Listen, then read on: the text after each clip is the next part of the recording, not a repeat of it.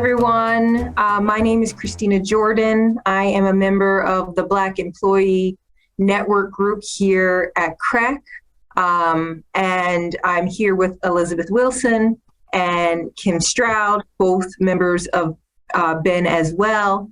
And we're here to honor and celebrate our very own hidden gem, Kim Stroud. And so if you've been following along since last year, you'll know that we have been highlighting CRECies, people in the community, people actually nationally who do this wonderful work around celebrating Blackness, right? Unapologetically celebrating Blackness for Black History Month. And today, I feel particularly honored. I couldn't wait to do this interview, actually, to be able to interview our very own hidden gem right here at CREC, Kim Stroud. Now, I am here with Elizabeth Wilson, who is here as a student of Kim's. So Elizabeth studied with Kim as a child, and they have stayed connected through her adult years. Kim works at CREC as well, and so she's very connected to, Elizabeth works at CREC as well, and she's very connected to Kim. And we'll be jumping in to talk a little bit about what it was like to be Kim's student, and also to fill in some gaps, just in case I miss anything. So welcome, Kim, and welcome, Elizabeth. Thank you. So why don't we start a little bit about your formative years, Kim? What drove you to be passionate about the arts? What is your primary discipline for those of us that don't know you so well? And maybe a little bit about your trajectory and how you ended up here at CREC. I know that's a lot. That's a lot. I grew up, I was born in North Carolina, but my family moved to New York when I was very small. And I grew up in Brooklyn, and I don't know, I've just always been, that child that bounced around the house singing and dancing. Two things happened. One, my parents were very much involved in the civil rights movement. And so they used to take me to marches and rallies. And so I would yell and I would scream and I would sing and, there were chants, and I still remember those moments. But one thing that happened was there was actually, I don't know who it was, but I do remember that he came on stage. There was an African-American male who wrote a play, and it was the first play I'd ever seen. And I can't tell you, that was it. I was hooked. I was done. I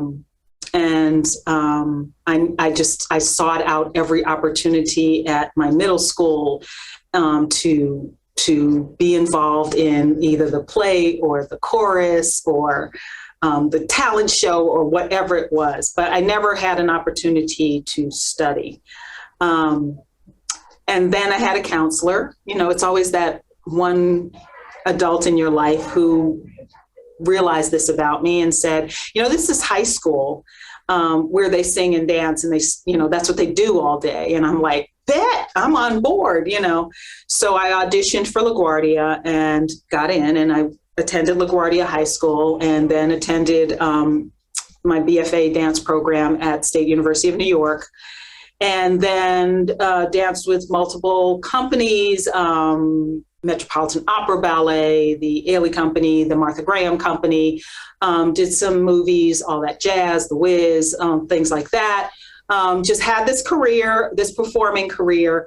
And one of the things that was required of us when we would do residencies in different towns is that we would teach. And so I was sort of thrust into this having to teach. But what I discovered is I really liked it. So started to seek out more opportunities to teach young people. And when I got married and was leaving my performing career, we moved to Connecticut. This is where my husband was from. And I started to seek out opportunities here in Connecticut and ran into this wonderful woman by chance named Mitzi Yates. And she was then the principal of the Arts Academy. And she's like, got to have you at my school. And the rest is just, I've been here ever since. Wow. So CREC was your first destination here in Connecticut. No, it wasn't actually. My first destination in Connecticut was the University of Hartford. I was Tell us part about of that. Well, my first destination in Connecticut was Hartford Ballet. And so that's where I met Elizabeth. She was a student there. Actually, did I find you? I think I found you because one of my jobs that I was hired to do at the Hartford Ballet in their initiative to diversify was to go to all the Hartford schools and identify talent and bring them in. And so I found all these wonderful Hartford students, many who have gone on to have dance careers, by the way, and brought them into Hartford Ballet. But at the same time, Hartford Ballet was coordinating with the University of Hartford to create their BFA program. It was just starting. They didn't have a BFA dance program at that time. So I was part of the creation of that BFA program. So that's how I sort of transitioned from Hartford Ballet to the University of Hartford. And that's where I met Mitzi, is at the University of Hartford. She told me, did you know there's a high school? And I was like, no. And so I got involved here. Wow. Elizabeth, tell us a little bit about how you met Kim and the things that struck you the most about working with her. Be kind. So of course, no. So I was a student at Mark Twain Elementary, and like Ms. Stroud said, she would come around to all the Hartford schools and scout out talent. And so there were a bunch of us. I think it was an opportunity for students of color to come down and audition in a sense. And she liked me. She was like, okay, I think I see something there. And so those that she selected, she gave us the necessary paperwork that we took home to our parents. And at the time it was tuition free because the School of Hartford Ballet, the other students that, identify as not being students of color had to pay. And we didn't. And so my mom looked at this paperwork and she was like, yeah, no, this is too good to be true. There's a catch, something's free. So I actually didn't come in right away. But when I did get there, it was an absolute amazing experience. And I was there for several years. And she was one of my teachers. We used to have this summer intensive where we literally stayed at the school from like 8 o'clock in the morning until, I don't know, maybe was it like 3 or 4 at night, taking all different types of areas of dance. So it was ballet. My primary focus was ballet, but it was ballet, it was jazz, it was modern, it was hip hop. She was a choreographer behind a lot of the shows that we would put on. And like as kids, we would dance, in the Nutcracker, you did that. But like we did productions in the summer at the Bushnell in front of the Hartford community. And she was a huge influence behind that. And her work was there. And she was absolutely one of my most influential teachers, not just as a dancer, but absolutely just as just a strong and encouraging woman. You know what I mean? Because I was lucky and fortunate enough to see students that look like me and other teachers, because they would bring in lots of teachers of color at that time. But, as a female, just saying this is what we need to do. This is how we carry ourselves. This is what's important. And I think that certain things resonated with me because as a Black woman, she's a Black woman, she was talking to me through that lens and then also as a dancer in a predominantly white world. And she was amazing. And then, yes, we did reconnect because I wound up doing GA as well when it was across from Buckley in the funeral home, which we did not know was a funeral home. But again, just such a strong talent. Now, of course, I was a teenager at the time, so my own ego got in my way. But, she always just let me know that, whatever you put your mind to, you know what I mean? This is your journey. You can do this. And I've just been, beyond fortunate to have her in my life, even to this day. And she absolutely knows, if she ever puts a production together, listen, I will do what I need to do to come be a part of it.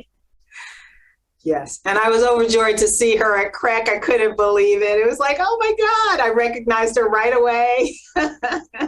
What a small world. Yeah, Thank you, Elizabeth, for sharing that. And I know that there are countless students Kim, I mean, would you say hundreds of students, thousands of students? I mean, how many people's lives do you think you may have touched and continue to touch? At this point, it might be thousands. I mean, there's all of the students through the decades at GA. There are students. I also taught at the State University of New York and at the University of Hartford. And then there's, Center for Creative Youth and Culture Art, which is the program I had in Africa for a few years. And I mean, there have been so many kids. And you say that with a smile and with passion. You can tell that you're a true teacher. I mean, that's the highest honor, to be called a teacher. And teacher, by teacher, I don't mean like necessarily a certified staff. We're all teachers in our lives and with the people that we love, right? But this seems to be your life's work, your dharma, if you will, your life's purpose. It has ended up being that. It's not how I started out, but it's how it's ended up. Absolutely. And it, I can't say I started out that this is going to be my life's work, but one of the things I can tell you that has been intentional is, especially as a Black woman growing up at a certain time, is that I was very much inculcated with the thought that you pass on, that you bring up. And so in that sense, I guess it was predetermined that this is what I would do. Wow. And could you tell us a little bit? I mean, people are so fascinated by all the things that you've done, like, being in the Wiz, that's just like amazing, right? For us, that's like, growing up and seeing the Wiz and seeing ourselves represented in this wonderful musical. It was like so magical. As a child, can you tell us what it was like to be part of such a major production and something that's impacted the Black community, not beyond the Black community, but since it's Black History Month and, but impacted the Black community who were virtually invisible at the time? Talk to us a little bit about that. Well, I can talk about it in a certain period of time. When I was a young person entering this field, it was just opening up. The civil rights movement was happening, and it was just opening up. And there were times, with all the things that did happen, there were times when we sat in because there were auditions where they would not consider any Black people. And we had our own community, and we would call each other and we'd be like, they're not seeing any Blacks. We're on 46th Street. And we would all show up and we would sit in and not allow people to get in the building unless they were going to see us as well. I mean, it was that kind of time. The union, we were required to be part of, Actors Equity and the major theater unions. But when we would call them up and say they're telling us they won't consider us, the union wasn't representing us. So there was all kinds of issues going, that we were dealing with the union. It was a very active time. But that said, these productions started to come out of that did represent not just included Black people, but represented Black culture. And those were great.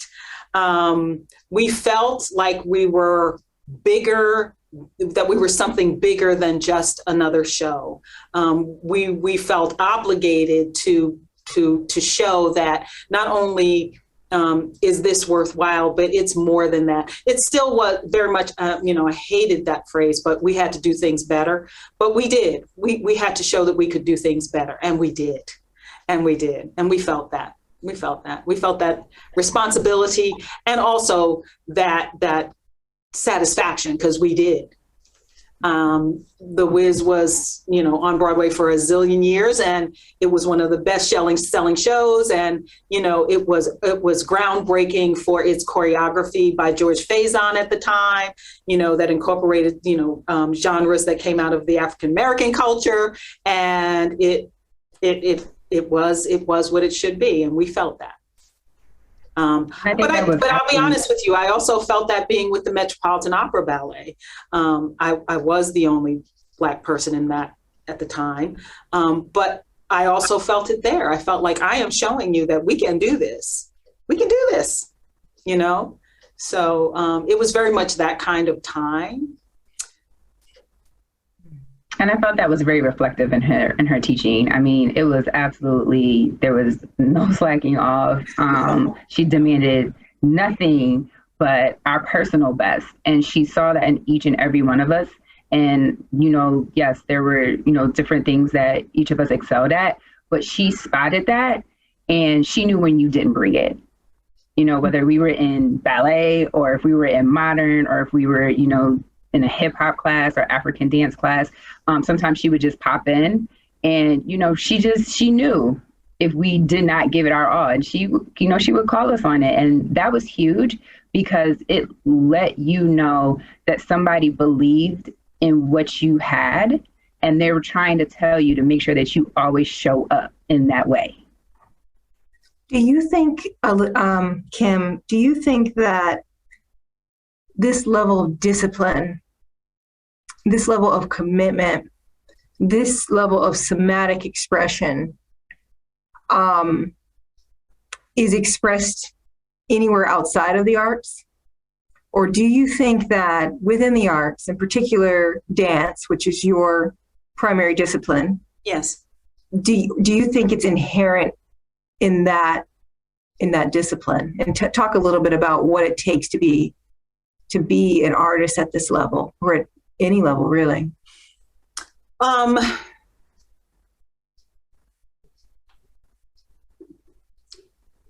It has to be in your soul. There's no way to excel at the arts.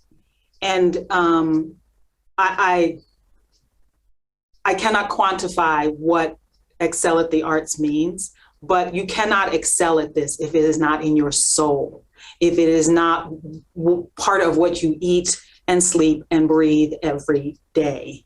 That's what it takes. Now, there are different skill levels that you will see represented, but it is your soul that you are giving people. It is your heart. It is you opening up and saying, here, this is what I have. And this is what we have in common, right? So I'm up here and I'm doing this dance, but you know what? This is the dance of my people, or it's the dance, or this is the story of, and you're part of that story and I'm part of that story. And so it's not just, as an artist, you bring people in. That's what you do, you can't do that if it's not in your soul, and there are people who are self-taught and there are people who have studied for a zillion years. So like I said, we can talk about skill level and what that's all about. That's a whole nother thing. But one thing that comes down to the bottom of all art forms is that that person is fully committed. There is no way to do it if you're not fully committed in your heart and in your soul. As a child, I think there are many things that I could have been, but much to the chagrin of my parents, because they tried multiple times to redirect me, that's just who I was. It was in my soul. I ask you that because we hear about that. We don't necessarily see that level of passion in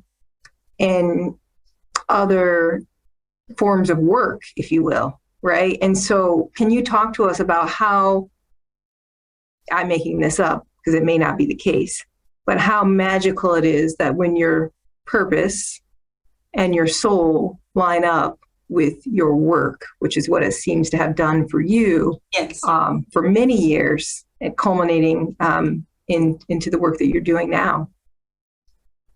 Well, I hope that that's something that I do share with my students. I hope that they feel the passion that I have for this thing, because I think it allows them to release the passion that they have in this thing. One of the things I see a lot in young people is a lack of confidence or surety. And that's something I do work on as an educator when I work with students is, bring it, you have it, it's there. Bring it, you have to be committed enough and generous enough to risk enough to put yourself out there 100%. What does that feel like? I don't know what it feels like not to do that, because that's all I've ever had the great privilege of doing. But I do know that it is what I have learned is that it is not something that is encouraged in a lot of ways. So I see these beautiful, amazing young artists come to me, but they don't have confidence necessarily or real courage in what they have. It's not just what I'm going to give them, but what they already have. Wow. Thank you. You know, I was going to ask you, you already answered the question, but I was going to ask you, how do you do that? How does one do that? And you said in the answer earlier, just now, I don't know how you don't do it, basically, because that's all I ever do. But I do think that you could be plodding along in life or in anything that you're doing, and then there's a switch that turns, right? Or an acceleration that you might necessarily hit up on. Yes. That then brings you over to the other side where you know that you're actually in creative mode or in creation. Yes. And so, you know, just like the force of energy that it takes to be creative. Yes. I think as artists, you are all very lucky to be in touch with that force very regularly. Yes. I guess, and there's an honesty to it. There is an honesty to it. Elizabeth can probably attest to this, but I will tell my students, that's not it. That's not it. That you are not doing it, and I am disappointed because I know you can. You know, so I've been told multiple times as a teacher I'm not supposed to say things like that, but I feel like when I'm honest with them, the thing is, how do they believe me when I'm telling you that is it? You are doing it if I haven't told you when you're not. So I'm very honest with them. And I think that's part of being an artist there is an honesty. You have to be clear in your mind about what you do well and what you need to work on. Mm-hmm. And I trust their ability, their talent, their intelligence. I do not talk down to students, never have. I trust those things that when I tell you that you're not doing it, but I'm gonna help you do it, that's what we're gonna do. So I was told that that you continue to perform. I do not. Not even. I do continue to teach. What about school performances? No. I have shown up as like a little bit of a cameo in a couple of times, but no, not real performance. Okay. Those days are over. Okay, so that's a transition. Yeah, I have handed it over. Yeah, that's okay. Yeah, that's perfectly. I've handed it over. Yeah, that's perfectly fine to do to move on. So Elizabeth, if I could ask you a question. You know, this is obviously one of your favorite teachers, if not your favorite teacher. I mean, she was just elated to know that you had been chosen as a hidden gem, and she was going to be part of this interview, and just her connection and her love for you. So Elizabeth, I would like you to tell all of us, if you can, how you would describe Miss Stroud, as you call her. See, you see the teacher-student relationship still maintains, even though Elizabeth is an adult, and that's very much inherent in our culture. Yes, exactly. Very much. I feel like I should be calling you Miss Stroud because that's really how it's supposed to be. So Elizabeth, could you tell us, like, if you had to say, "Dear Miss Stroud," you know, talking from your very young self, you know, what is the letter that you, if you could go back in time and write her a thank you letter, what would that letter say? Dear Ms. Stroud, thank you for recognizing the talent that existed within me. Thank you for encouraging me and promoting me to always strive for my personal best. Thank you for being a strong woman, a strong leader, and for shaping part of who I am today because of your just extreme love for what you do and that passion that just resonated and just flowed from you to me. because it is part of what you gave me, the part of yourself that you gave me that encourages me to still dance from time to time. Because to your point, it's in your soul. And sometimes it's so hard to walk away from, but you allowed me to recognize that. And I am so thankful, and I'm glad that you are still here and still giving that part of yourself, because that is so selfless and so beautiful and so hard to do, to the students today. I mean, you're beyond influential. I know you will continue to do amazing things, and I am so beyond grateful, honored, and blessed. So I think that that's a perfect way to end our wonderful time with you. Thank you so much for pulling yourself away from the production that's actually happening in your school today to meet with both of us. Thank you, Elizabeth, for your beautiful words to Ms. Stroud. Thank you for being here at CREC, and thank you for being a hidden gem and a shining light and a model of excellence for all of us. And know that I take great comfort and pride in the fact that you are the ladies that will carry on. Thank you. Have a beautiful day. Thank you for joining us. Sure. In this episode of Hidden Gems. And we hope that you enjoy watching this as much as we enjoyed filming it for you. Thank you. So long.